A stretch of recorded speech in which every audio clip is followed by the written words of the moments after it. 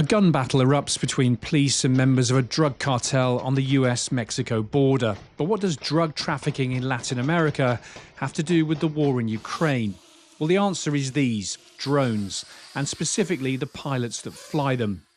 Drug cartels in Latin America are reportedly trying to recruit men with combat experience in Ukraine, and the people they want the most are skilled drone pilots.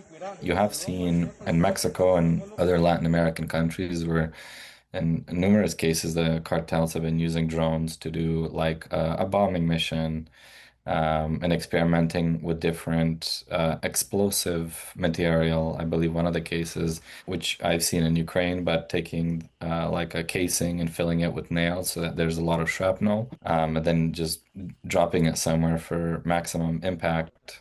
Thousands of Latin Americans have volunteered for Ukraine's International Legion. The majority are from Colombia, but many Brazilians and Mexicans have also gone to fight. Applicants are screened by the Ukrainian security services, but some alleged criminals have slipped through, including Felipe Marquez Pinto, a member of Red Command, a notorious Brazilian drug trafficking and organised crime gang.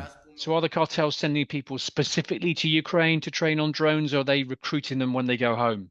Once they come back from Ukraine and say they need a job and you're offered very lucrative money by the cartel, and it's like minimal risk to go and say train other cartel members of how to use these drones. So the problem doesn't even seem to be of like, oh, are they screening enough?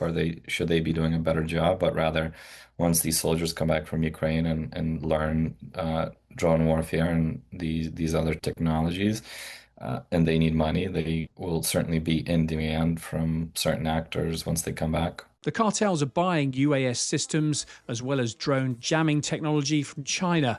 This video surfaced recently, supposedly showing cartel members training with drones, using water bottles to simulate dropping munitions. For the authorities, combating this explosion of UAS systems is getting even harder. Say if the cartel is driving a boat, and then say the Coast Guard comes to intercept that boat, and whether it's on their boat or by land, if they're near land, you just start having drones, whether fiber optic or radio controlled drones, flying to hit those ships that are trying to intercept those drug ships.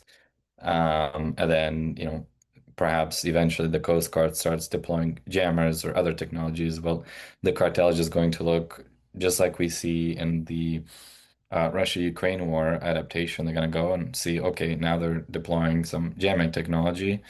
What else can we leverage to try to like overcome their jammers? And maybe the cartels start working on their own basic autonomous targeting to overcome the last mile delivery and still strike those boats or ships. And so in the fog of the Ukraine war, the scale of infiltration is hard to ascertain. And of course, not all Colombians and Mexicans entering Ukraine belong to organised crime groups.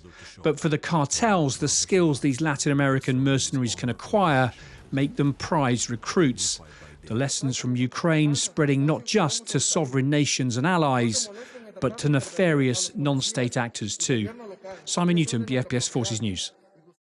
Thanks for watching. For more from BFBS Forces News, like and subscribe to our channel.